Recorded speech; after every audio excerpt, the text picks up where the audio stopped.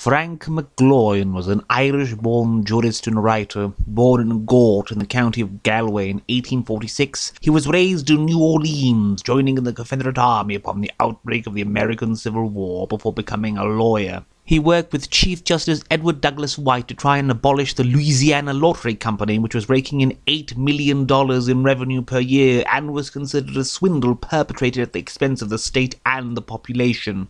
He was eventually promoted to judge, became editor of several religious magazines, was active in the Roman Catholic Church, and died in New Orleans in 1921. He wrote books mostly on religious subjects, but his 1882 Norodom, King of Cambodia, A Romance of the East, appears to be his only work of fiction. The story begins with Norodom, King of Cambodia, becoming a tyrant, oppressing his people, slaughtering his father's advisors, and stealing everything he possibly can, and wasting it in drunken revels with his boon companions.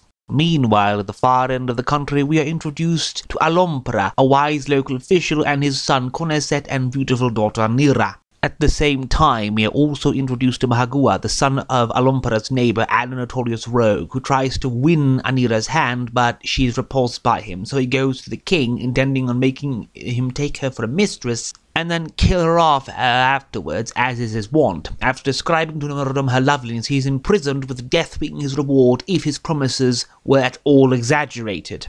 The king's officer Myanmar travels to Anira's home, but is unable to find her, so he finds and tortures her brother Coneset at length. Anira, unable to see her brother suffer so much for her sake, surrenders herself eventually. People of the village where she lives then begin to riot after one of the soldiers brutally assaults one of the children which had run off to Anira's side as she was being transported to the capital. Along the way, there are several chapters of Alompra talking to his daughter and having a lengthy religious and philosophical discussion which grind the plot to a halt. McGloin at various points in the book disparages and insults Buddhism, saying how no Buddhist ever does anything for his fellow man and only does good deeds to be rewarded in the next life and avoids doing anything to avoid punishment.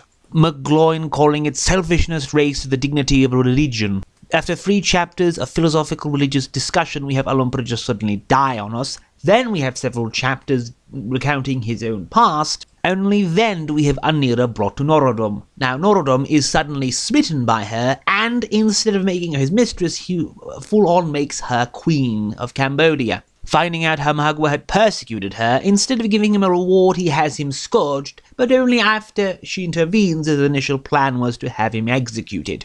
Norodom is for a time reformed, deeply in love with Anira, who gives him a child, while Coneset arrives at the capital after some adventure with bandits where he refuses to leave any of them alive even after they plead for mercy. Coneset disguises himself as the Fakir Morari, presents himself at court, doesn't reveal his identity to his sister, and also decides to tell her that Coneset had died for whatever reason.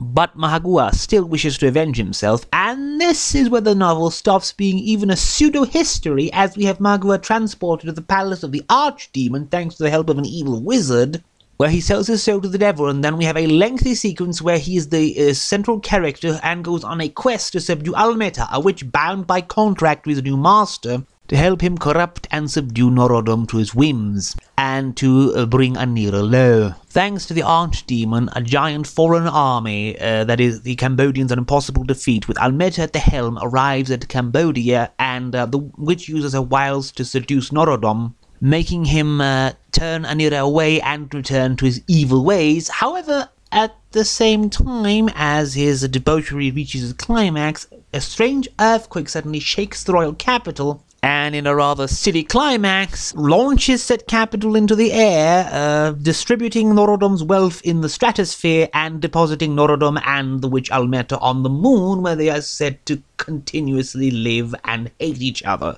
Anira then becomes queen, and angels just build her a new capital overnight. McGloin's references to Cambodian Buddhism seem to be coming from questionable sources. Specifically, a great preeminence in Cambodian Buddhism is described by McGloin to, quote, Pra-En, king of the angels, but this being is not mentioned in any work on Cambodia since W.H. Davenport Adams's In the Far East, a narrative of exploration and adventure in Cochin China, Cambodia, Laos, and Siam from 1879, and this particular bit of information seems to have been sourced directly from Henri Mahaut, popularizer of Angkor Wat in the West. Also, McGloin for some reason used the name of a then contemporary Cambodian king for a supposedly centuries-old title character. The book, despite its uneven quality, oscillating between romantic adventure to philosophical religious moralizing to a moralistic fantasy including demons, was recommended highly by Lafcadio Hearn in his review from the Times Democrat, saying the book afforded a very agreeable surprise to McGloin's warmest admirers. It is certainly an interesting little curiosity, and it's probably the only thing that a modern reader would care for that McGloin has ever written.